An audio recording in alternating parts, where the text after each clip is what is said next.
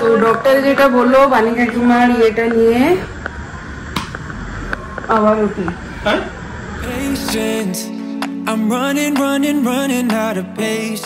Good morning sensation family, কেমন আছো তোমরা সবাই? আজকে অনেকদিন পর এত সহজ সহজ ব্লগটাকে স্টার্ট করলাম।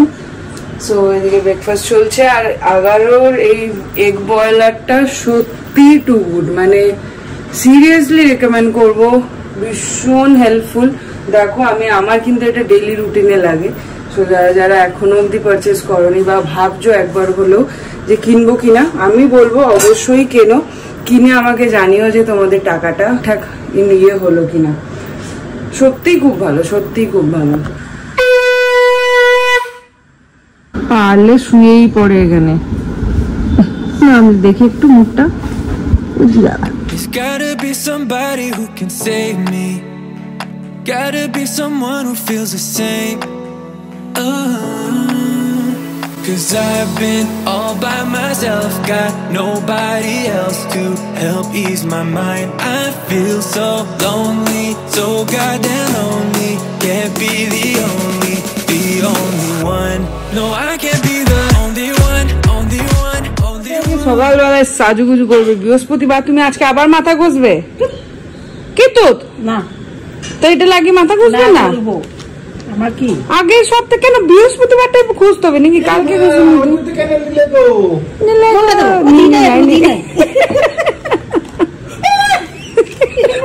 হ্যাঁ, ওটা নোংরা নাই, ওটা তোমার জামাই লাগায়। আজকে এখানে সেই সেই সেই ওয়েদার, মানে এত ভালো লাগে, ঠান্ডা ঠান্ডা, একদম মেঘলা। যত রোদ ছিল পল্লবীকে দিয়ে সব তোমাদের কাছে পাঠিয়ে দিয়েছি, মানে কলকাতার মানুষদের কাছে। আরামসে তোমরা এনজয় করো, আমরা এই ওয়েদারে আমরা কাটিয়ে নেবো। এই দেখো, দেখতে পাচ্ছ কিরকম মেঘ করেছে, ভীষণ ভালো লাগে। আমি এখন যাচ্ছি স্নানে, বৃহস্পতিবারে পুজো আছে, এসে আবার স্যারের হুকুম হয়েছে ডিম কষা খাবে ঝাল দিয়ে।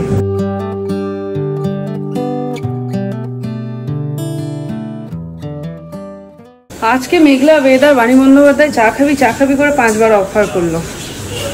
আর আমি যে একটা কথা বললাম সেটাতে কেউ গুরুত্বই দিল না। বললাম তোমাদের মেয়েকে দিয়ে এত কাজ করাচ্ছে, কিছু বলছো না? বলবো পরে বলবো। আর একান্তে নাকি? একান্তে শাসন করবো।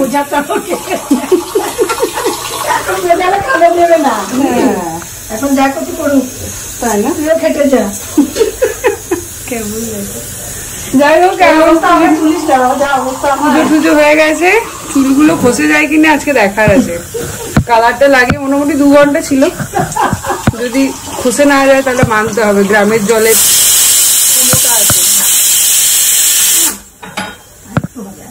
যাই হোক, চলো এখন রান্নাঘরে ঢুকেছি, ডিমের কারি বানিয়ে খাওয়াতে হবে আমার কর্তা মশাই।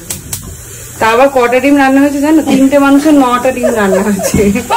আমি আগে 3টে, আবার ডিমের বড়া, হ্যাঁ আবার মাছের ডিমের বড়া। আমি আগে 3টে ডিম সেদ্ধ করে রেখেছিলাম, সকালবেলায় 4টে ডিম। কাকিমা জানতো না, সেই 4টে ডিম থেকে একটা মিনিট হয়ে গেছে। কাকিমা আবার আরো 6টা ডিম সেদ্ধ দিয়েছে। এইখানে ডিমের কারি রেডি। 2 রকম ভাবে ডিম সেদ্ধ করেছি, এই একটা আর এই যে এই একটা। এটা ওই যে ব্রয়লারটাতে হয়েছে, তো রান্না কেমন হয়েছে। আর এদিকে মাছের বড়াও রেডি। ওই শাবাশ, কষা কষা একদম। চান করেছে, আমার অবস্থা দেখুন, বৃহস্পতিবার এইটাই হয়। যে দাদা, আপনার উদ্দেশ্যে কেউ একজন কমেন্ট করেছেন, আমি খুব একঘেয়ে করছি, আপনি ভালো করেন। তা ওনার কথা ইন্সপায়ার হয়ে এবার একটু ভালো করে করুন। আমি তো চাই আপনি করুন, কিন্তু আপনি তো করছেন না। একটু করুন, কতদিন এদিকে করবেন কি? কি এই হচ্ছে কি ব্যাপার অবস্থা। ও করে না বলেই আমাকে করতে হয়। সেই তো। কেমন হয়েছে ডিম কষা, মাছের বড়া? ডাল খাই বসে আছে। দাও না, ভাত এত খাবো না।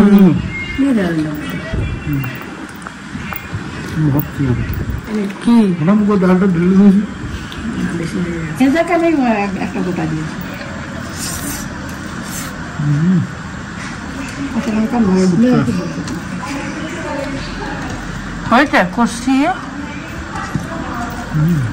আজকে বাণী বন্দ্যোপাধ্যায় যা ঘুম দেবে, একবার রুমটাই ঢুকে দেখো। 6টার সময় ডাক্তার দেখাতে যেতে হবে। দেখো না ঢুকো, ঠান্ডা একদম সুন্দর হয়ে আছে ঘরটা, ঢাকা দিয়ে ঘুম মারবে। তার মধ্যে ভাত ডিম সেদ্ধ খেয়েছে, ডিম সেদ্ধ ডিমের কারি। আমারও আজকে উঠতে মন করছে না। দেখতে হতো দারুন। এই হচ্ছে ব্যাঙ্গালোরের ওয়েদার, বুঝলে? আজকে আজকে ফিল করতে পারবে একটুখানি, দারুন ওয়েদার হয়ে আছে। না হালকা ঠান্ডা ঠান্ডা ঠান্ডা ঠান্ডা, কিন্তু এটা কি অনেকদিন রোদের পর এটা হয়েছে বলে ভাল লাগছে। আর আগে তো সারা দিন সারা রাত এরমই থাকতো, বিরক্ত এসে যেত। বলছি পূর্ণিমাকে মিস করছি। পূর্ণিমা জল দে, পূর্ণিমা আলু ভেজে দে, পূর্ণিমা মুড়ি মেখে দে। উফ, ওই জীবনটাই আলাদা। জানি তো। আগে ছিল মিঠু বৌদি, বিয়ের আগে মিঠু বৌদি জলটা দিয়ে যাও, আর এখন সেইখান থেকে মাকে সেই 5:30টায় উঠি। বাবারে বাবারে কি যে করি, কাজও করি না, অবসরও নাই, কাজও নাই, অবসরও নাই। বাবার বাড়িতে যাবি, তখন ওখানে একটু অবসর নিস। পূর্ণিমা তো থাকবেই, আর আমিও আশা করি থাকবো। আমার বাড়ির পরিস্থিতি দেখে আমি বলবো, যদি বাড়িতে এক গলা থাকে তাহলে থাকছি না, আর যদি হাঁটু অব্দি থাকে তাহলে থাকবো। নারায়ণীপতি কহমাতায় কেমন তোমার বিচার চঞ্চল চপলা প্রায় ফিরে দাঁড়ে দাঁড় পলকে তর তব নাই কোন স্মৃতি মর্তবাসী সদা তাই ভুগেছে দুর্গতি শতত কুকরে যত নরনারীগণ।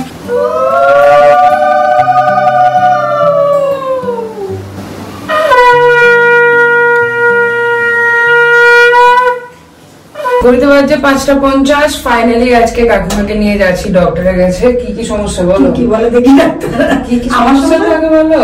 হাঁটু ব্যথা।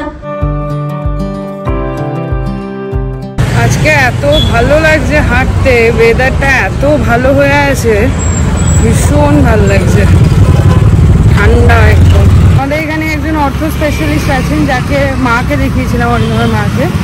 ওনার কাছেই নিয়ে যাচ্ছি প্রথম, দেখি কি বলে, তারপরে ফার্দার না হয় দেখা যাবে।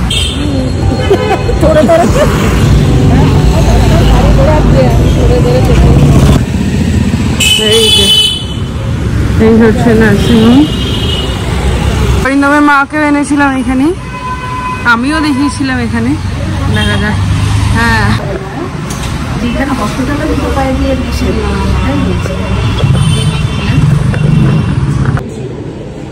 বসো বসো বসো বসো। কেউ বলছে আমি কিছু বলবো না, শুধু ইচ্ছাটা করে দেবো। কেউ আসবে না, বলবে নিজের মতন করে। না না,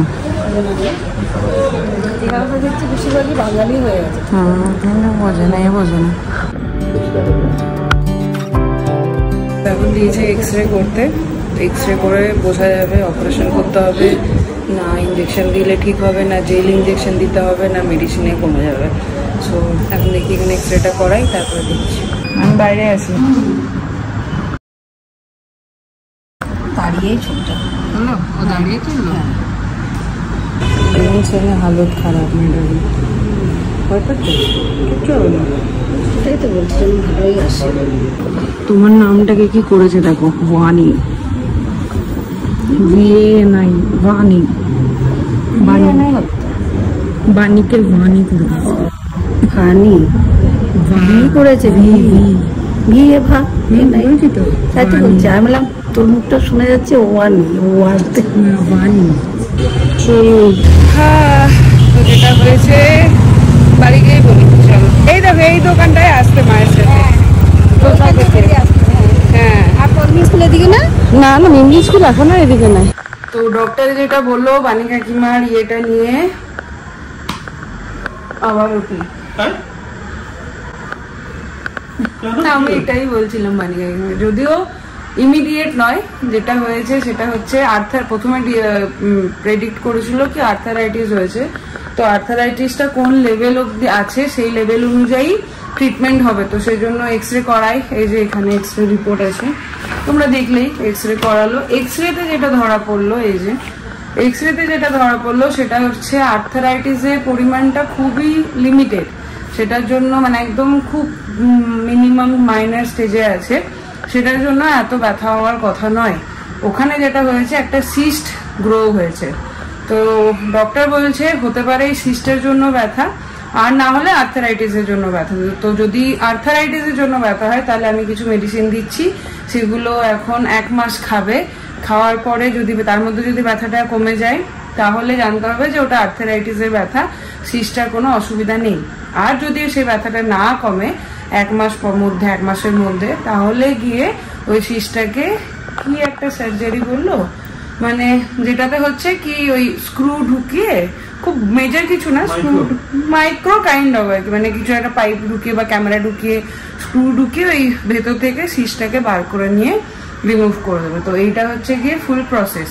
তো ডক্টর বললেন উনি এখন মেডিসিনটা খান, দেখুন কিরকম থাকছে, তারপরে সেরকম হলে ওখানে বাকি উনি সমস্ত কিছু লিখে দিলেন কি করতে হবে। আর অপারেশন যদি করতে হয় তার আগে একটা MRI করতে হবে। তো এবার এখানে তো আর সেগুলো পসিবল না, ডেফিনেটলি কাকিমাকে গিয়ে বোলপুরেই ফিট করতে হবে, কেন কি কাকিমা 1 মাস এখানে থাকবে না। আর আফটার সার্জারি মেন যেটা কনসার্ন সেটা হচ্ছে 4 মাস কাকিমা ওই হাঁটুর ওপর কোনো ভর দিতে পারবে না, মানে ওই কি বলে ওইগুলোকে সাপোর্ট, মানে ওই কিছু যেটা বলে আর কি ক্রেজ বা কিছু ওইগুলো দিয়ে হাঁটতে হবে, খুব ভর দিয়ে মানে খুব যদি বাথরুমে যাওয়া হয় বা কিছু হয়, না হলে বেড রেস্ট।